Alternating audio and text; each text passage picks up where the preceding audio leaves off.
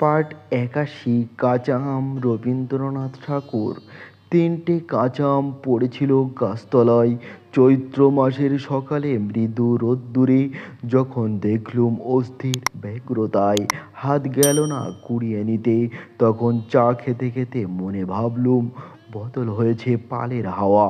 পূব দিকের খেয়ার ঘাট ঝাপসা হয়ে এলে সেদিন গেছে যেদিন দেবে পাওয়া দুটি একটি কাঁচা আম ছিল আমার সোনার চাবি, খুলে দিত সমস্ত দিনের খুশির গোপন কুঠুরি।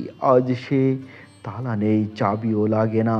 গোড়াকার কথাটা বলি, আমার বয়সে এই বাড়িতে যেদিন প্রথম আসছে বউ পরের ঘর থেকে, সেদিন যে মনটা ছিল নহর ফেলা।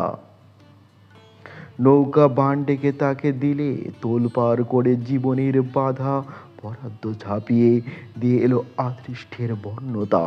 পুরনো ছেঁড়া আটপোড়া দিন রাত্রিগুলো খসে পড়ল সমস্ত বাড়িটা থেকে।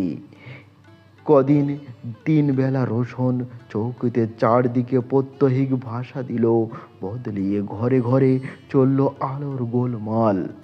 ঝোড়ে লণ্ঠনে অত্যন্ত পরিচিতির মাঝখানে ফুটে উঠল অত্যন্ত আশ্চর্য। কে এলো রঙিন সাজে সজ্জায়, আলতা পড়া পায়ে পায়ের ইঙ্গিত করল সে এই সংসারে পরিমিত দামের।